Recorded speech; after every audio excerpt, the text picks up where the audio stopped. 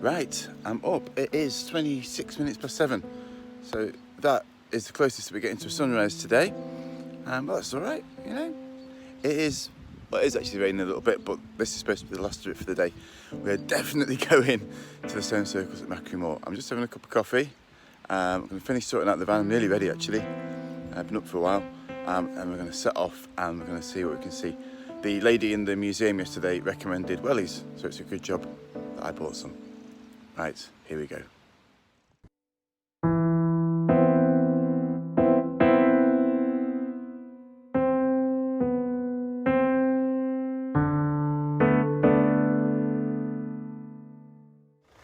So I just pulled over to let the bus pass and I've got stuck at the side of the road.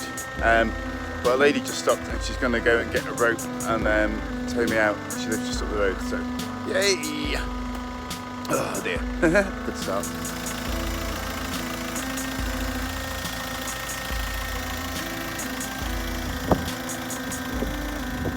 And we are off again. Thank you, nice man in the van.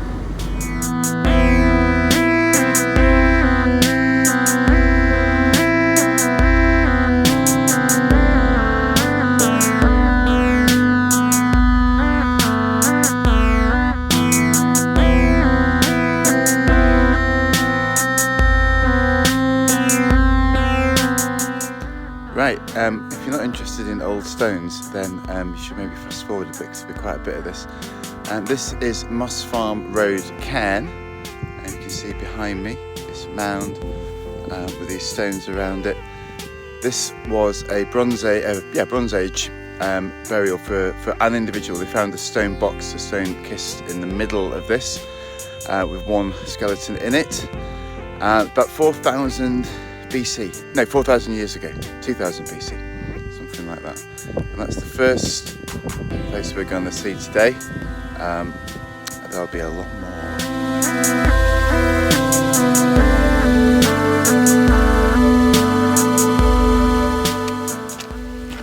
Okay, we are on Macri Mor and the sun is shining.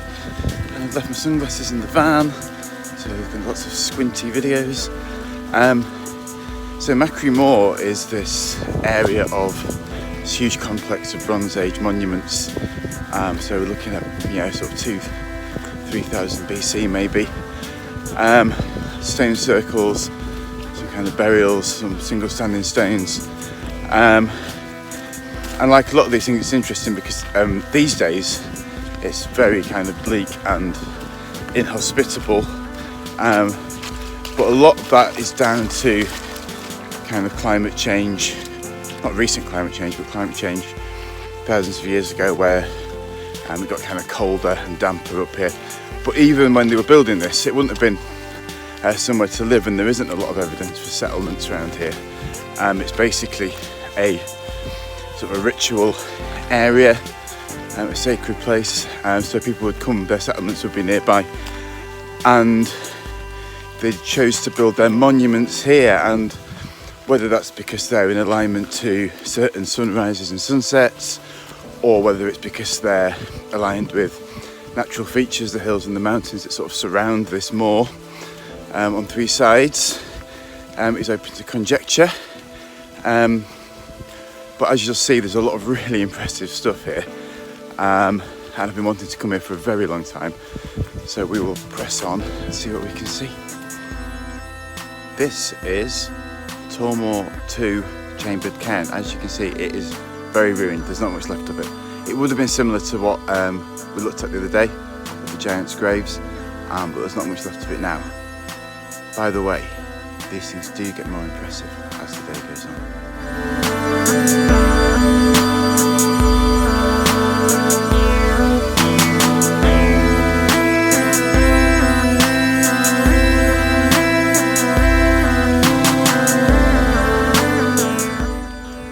Behind me is Moss Farm Kist, which is the remains of another Chambered Cairn type thing, or some sort of cairn. But ahead of me I can see our first really exciting thing of the day, our first stone circle.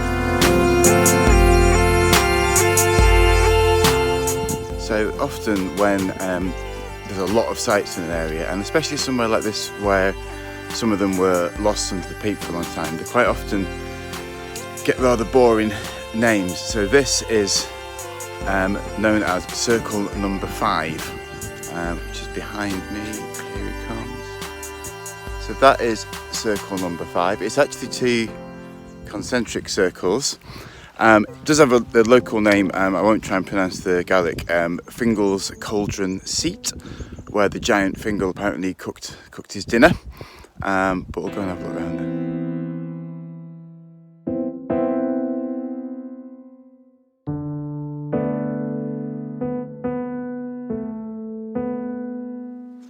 I suppose I should mention while we're here, see the stones when we sort of go around Macri Mor are made of 2 different types of material. So these sort of rounded boulders are probably glacial erratics, so stones that were brought here by ice during the Ice Age and dropped on the moor, and then they would have just been moved into place. What we'll also see seen is some kind of sandstone material, which is a lot different. We get these big kind of pillars, and that would have been brought from some distance to get here, and they look very different, and whether it was different time periods or whether it was because they had different significance, you know, there's all sorts of reasons why they could have chosen to use these different types of stone. We're approaching Macri Mor 4, another not particularly exciting name. This is, ironically, considering it's number 4, I suppose, what's called a Fourposter, because it's made of 4 stones. Again, these kind of squat blocks of granite. Certainly places like Avebury down in Wiltshire, places like that, there's a theory that the stones were selected to show, what's it called now? Sexual dimorphism, which means that the sort of rounder, squatter stones represented the female form, and the taller, thinner stones represented the male form. And it could be that that's what's going on here. You can see in the background some more stones which we'll come to in a bit. Right, this is circle number 3, and you might be thinking, but there's only 1 stone.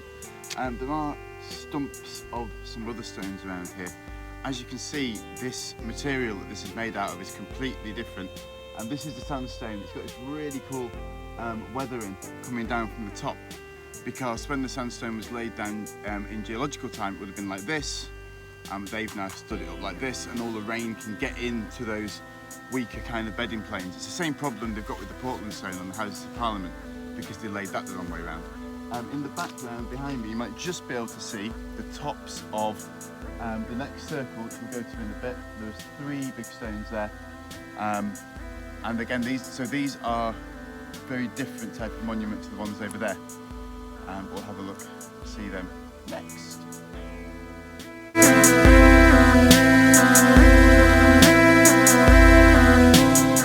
Right, this is circle number 2, which is the sort of most famous, I guess, of the Macri Mor stone circles. It's the one that you sort of see on the postcards and things like that. You can see we've got 3 really big pillars here, and there are some smaller sort of stones which are actually broken off. The sun is still shining, which is amazing. I've just been making some music, which is quite cool. I think I'm going to do quite a lot of that today. I've got a lot more time than I thought I had. I thought I'd have to walk a lot further. So let's see if we can do that. This is, by the way, my little portable music making setup. Include any of the sort of more recent spaceship stuff. A lot of it was done basically on this. Post-production back at home. And this mysterious Arran that I bought yesterday is fantastic. It's big in with loads of information about this place.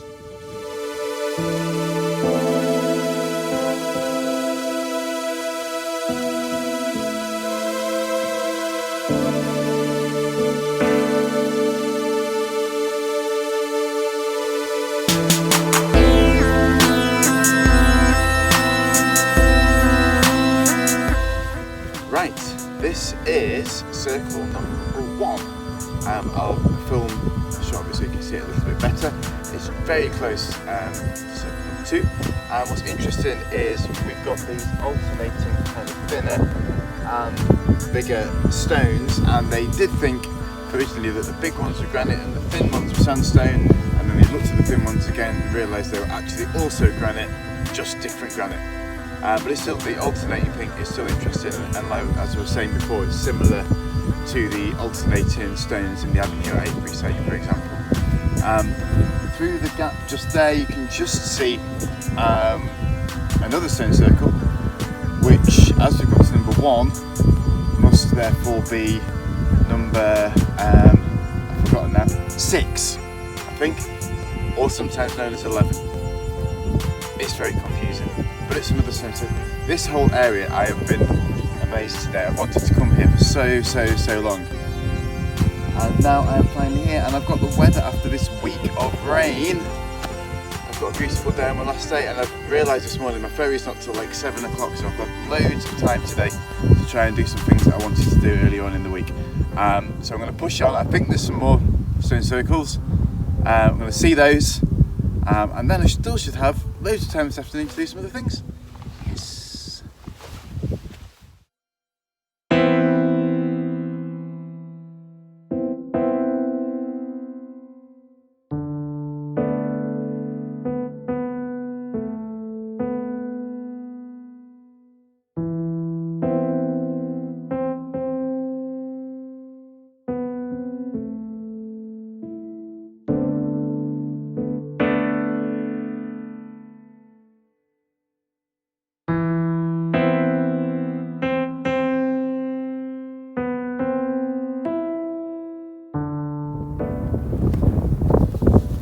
Here's the path,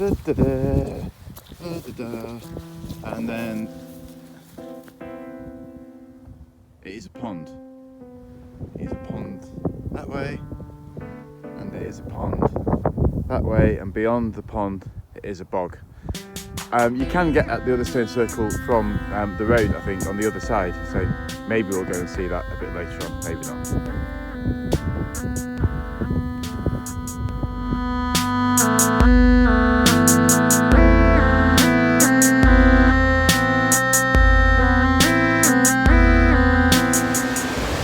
Okay, I'm walking along the beach near Black Waterfoot, just by the golf course. In fact, I'm going to go and have a look, I think I mentioned it yesterday, at the Drumadine Sill.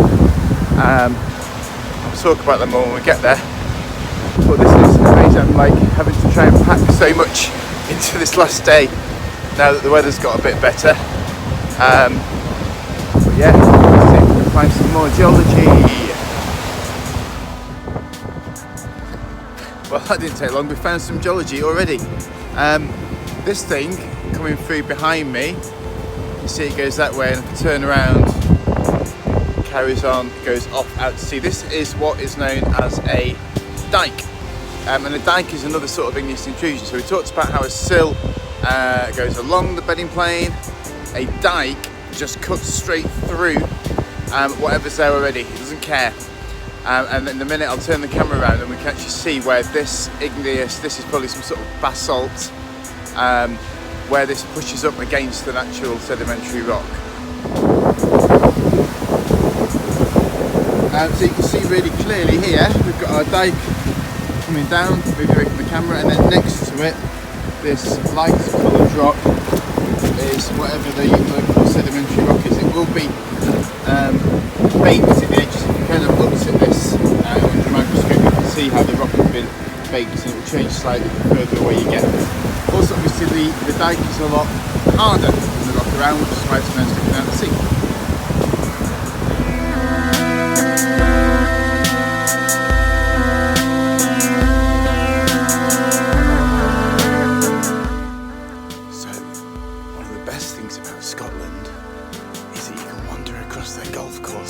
And they can't do anything about it.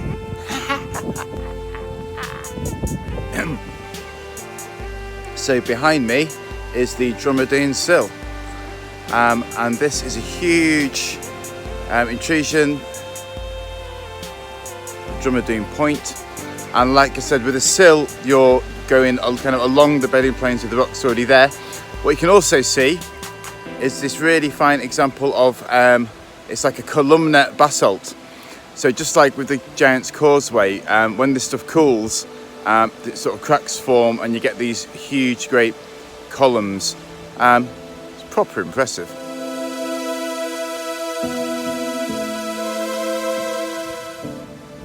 Behind me is King's Cave, which is one of the many caves which claim to be the cave where Robert the Bruce hid and then saw a spider, and the spider kept like failing at making its web.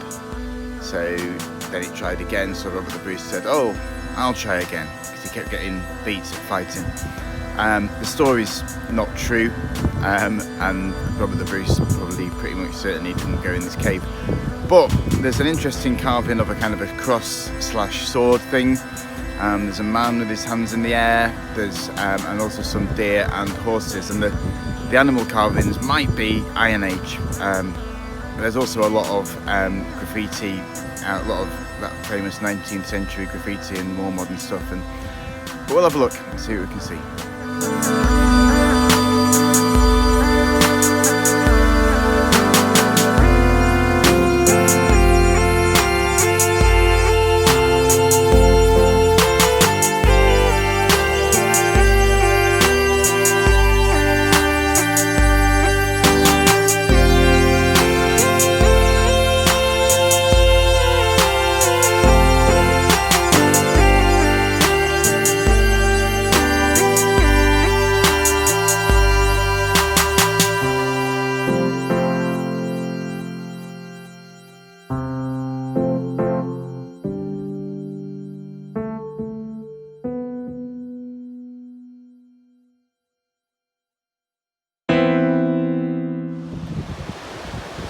So you can see the Drumadine Sill there in the distance. The other thing, just remember that I've looked back along this coastline, if we went to walk back, is this is what's called a raised beach. So the cliffs at the back to the left of the picture, they would have originally been up to the sea, and the sea would have come all the way up to them, and it doesn't anymore. And the reason for that is after the last ice age, when the ice retreated, the sea came back and carved those cliffs, and then gradually, because of the weight of the ice had been lifted, the whole landmass was raised up, sort of came back. It's called isostatic rebound, I believe, and so that beach was now above the sea level, so the sea wasn't carving the cliffs anymore. You get it all across Scotland. You find these raised beaches, as I say, as a result of the ice not being there anymore.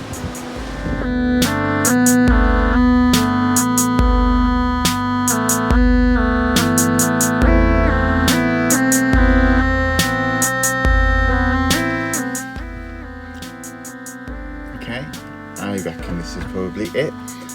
Just got back to the van from a walk, which today's just been amazing. Like, I mean, I know it would have been wonderful to have this weather for the whole week, but you know, it's October, it's a Scottish island, can't expect it to be amazing all the time.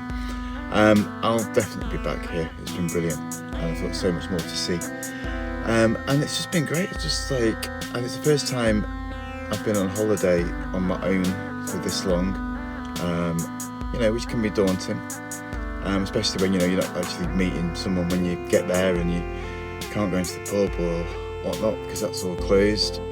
But it's been great. The van's been fantastic.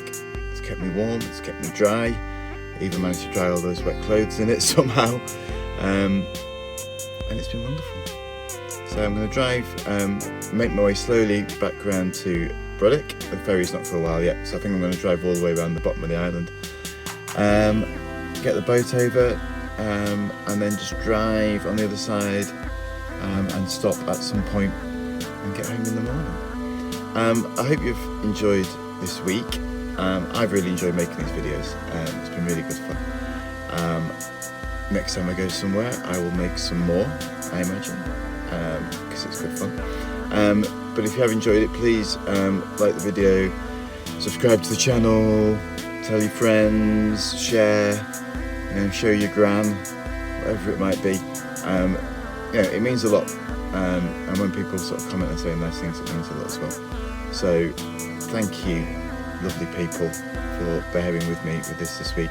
I know there's been a lot of rocks today, but you know, that's what you get with me. Right, until next time, see you later.